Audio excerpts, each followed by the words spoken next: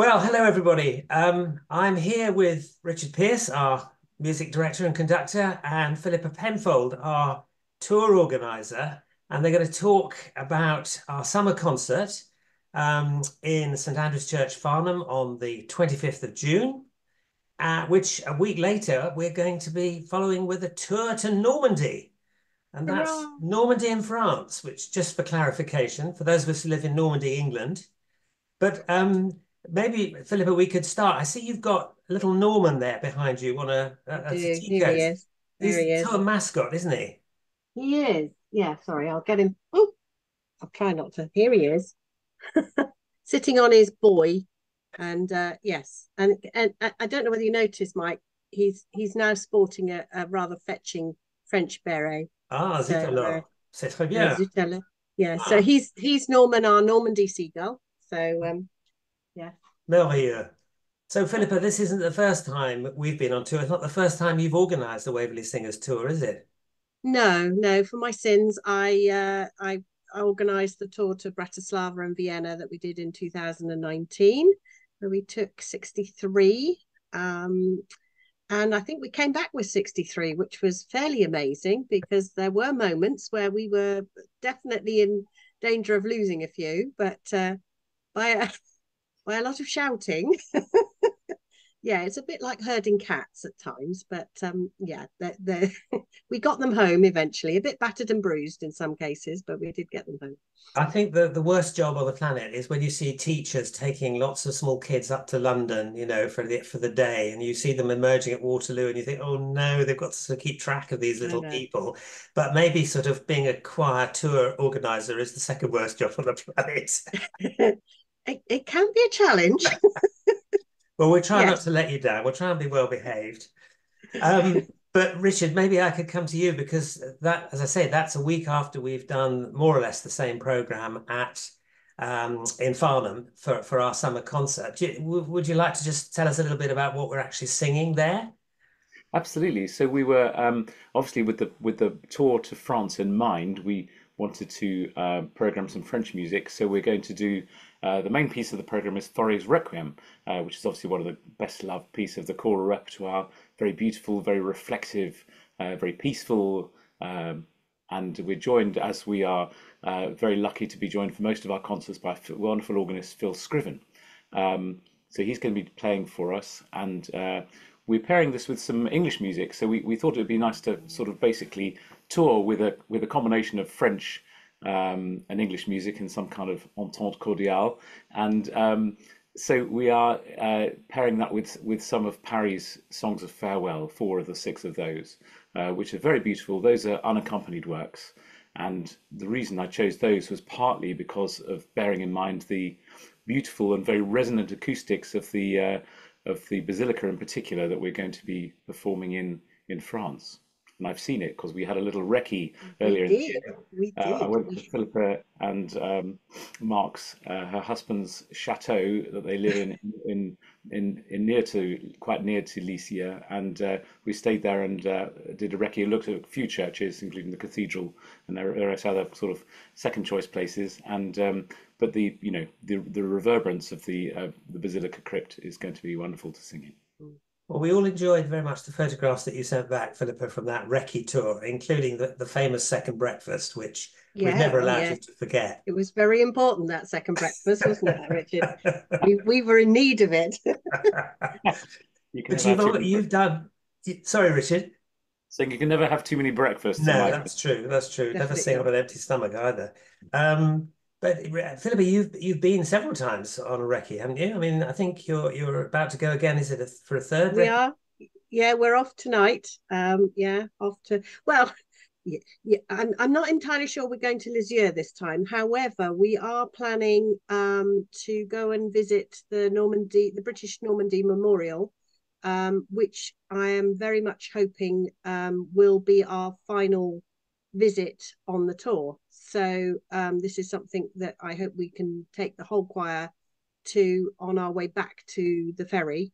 Um, and there is a special art installation it's just been erected to in for the 80th anniversary of the D-Day landings. So I think it will be quite special. It's only there this summer. So I think it's too good an opportunity to miss. We're there at the right time. We can fit it in. So we're just going to go and have a quick peek at that and make sure everything's as it should be. So you reminded us really that the tour is a combination of obviously singing and giving a Yeah, couple of concerts, but also excursions and seeing things. yeah, I mean, maybe just yeah, tell and us. just getting a feel for culture, way of life. Yeah, It's not just about. It is obviously the singing is a very important part, and the opportunity to sing in fabulous buildings that we'll never probably sing in again. yeah. But One of the wonderful it things. is also be part of the way of life there, and eat the food and meet the people, and so yeah, that's really what we want to do. Richard, I mean, you went on that first one. I mean, you mentioned the sort of acoustic of the is it the Basilica? Tell us a bit more about the venues from a kind of conductor's point of view, a musical point of view. Well, actually, the Basilica is an incredible place. So it's basically St. Paul's Cathedral transplanted to France, and we're not singing in the main basilica, which seats 4,000 people, literally. Not exaggerating. It's an astonishing building. We're actually singing in the crypt of it, which still seats 800 people, and is a very beautiful thing with a lovely Cavaille Cole, the French organ, one of the main organ builders in France, which has a very particular colour, and the instrument that we were written would have been very much the sound that most people would associate Fauré with. It would be the sort of, it's what Willis organs are to the UK really, and more so. They're in most churches had this wonderful warm sound, very kind of strong. Even the smaller instruments have this wonderful warmth. But I was just going to say how, just harking back to 2019 and our tour, that one of the things that we pride ourselves in with the Waverley Singers is obviously that we try and do concerts to a really high standard and have a great time preparing all the music. But going on tour and doing social things is a really important part of, not just for the bonding of the choir, but just the enjoyment and the social aspect, which is a really, really important part of a choir, which is for most people an activity, a voluntary activity, which is a social one almost as much as a musical one. So what's brilliant about singing, and this has become, it's interesting that we're thinking our last tour being the other side of COVID, and that we met through COVID online, and people really missed seeing their friends as well as singing together. That there is this kind of hybrid element that singing brings people together, and the act of singing corporately is a kind of way in which humans communicate to each other, and it's a unique opportunity. And to go and do that in a foreign country in a way kind of only kind of underlines the links. We sing music a lot of the time from different countries, so to go and see where it's performed regularly, and with a choir that, as Philippa will explain, even named after the composer that we're singing, it's a really important part of what we do. It's not just about turning up and doing concerts, although we do that pretty well as well.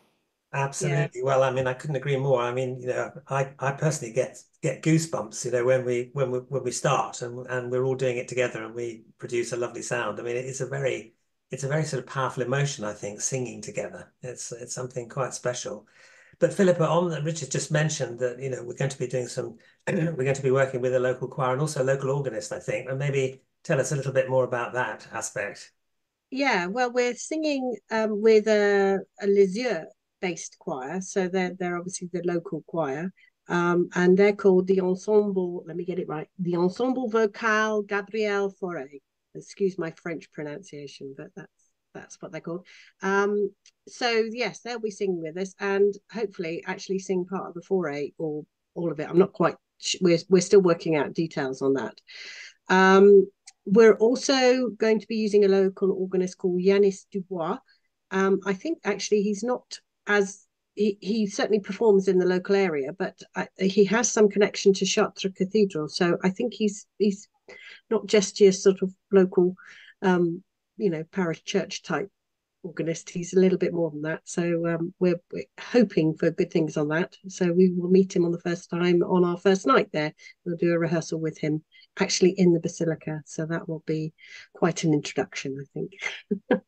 So we're looking forward to that, and we'll get also an opportunity to socialise with the French choir, because we will have Sunday lunch with them before we go and do our concert that afternoon in the crypt. So yeah, that would be lovely. So we go out on the Friday, Yeah, and we have the first concert on the Saturday evening. in Honfleur. Now the first concert is in Honfleur, and it is in St. Catherine, which is a church in the centre of Honfleur. If anybody knows it, it's the beautiful wooden church. Mm. It's actually 15th century, and it is one of the oldest surviving wooden churches in France.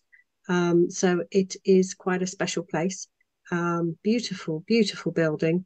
And yeah, so that will be interesting. The only problem is Richard didn't get to try the organ there. He did get to try the organ in the crypt secretly without anybody knowing, but we couldn't get up to the organ in St. Catherine. So it's a little bit of an unknown, but I'm sure it'll be fine. We'll all sing beautifully, and yes, it'll be lovely.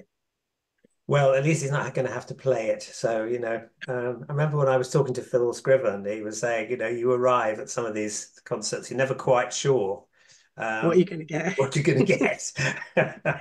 But if if you've got magic fingers as Phil and Richard have, then you manage to sort of make quite Yeah, a lot of it anyway. And then so on the Sunday, then we go to Lisieux for the second yeah. concert and come back on the So Monday. that's right. So we're actually staying in the Hermitage, or Le Hermitage, which is associated with this Lisieux basilica. It's actually the second most visited religious site in France after Lourdes. So it receives over 1 million pilgrims come every year to this basilica. It's quite incredible. So their accommodation is obviously very set up for pilgrims, and that's where we will be staying. So we're right next door to the basilica, so it'll be very handy. Terrific. Um, yeah, so Great. Well, Richard, you've already said why, singing together is special and singing abroad is special. But, what are you most looking forward to about going on this particular tour? Well, I think probably the acoustic is the thing. Actually, the there's just a special feeling. I think when you're performing something in a place where you feel it belongs. It's like going and singing Elgar in Worcester, or doing the last night of the proms in the Albert Hall. Going and doing, to sing in a French cathedral or a basilica with a French organist and some French singers with us. It's just the authentic. It's the real deal. It's like going to a French restaurant instead of buying a, takeaway from Tesco's. It's just the authentic experience, and it's something in the air. You can and to experience. When you're, I think as a performer, and certainly for me as a conductor, you're looking for the inspiration that led people to compose this amazing music. So we might sort of, there might be some insight there in that we go into this wonderful space and we sing this music, and it kind of makes sense in a way that it might not make sense in our normal rehearsal room. It's just that added perspective, I think. Great. Well, I'm sure I'm speaking on behalf of all the choir members. We're enormously grateful to both of you for all the work you've done already, sort of thinking about this and preparing it, and we're all looking forward to it enormously. So roll on June the 25th in St Andrew's Church in Farnham, and the following weekend, nous sommes en Normandie, and that will be yeah, terrific. very crack of Cracker, dawn, yes, Mike. that's the only thing. The 6 o'clock ferry from Portsmouth. I'm just not, I haven't quite worked that one out yet, but was it 8 o'clock? But it's early anyway. It's very, yeah, it'll probably be a 5 o'clock pickup in Farnham or Alton or wherever we finally decide on.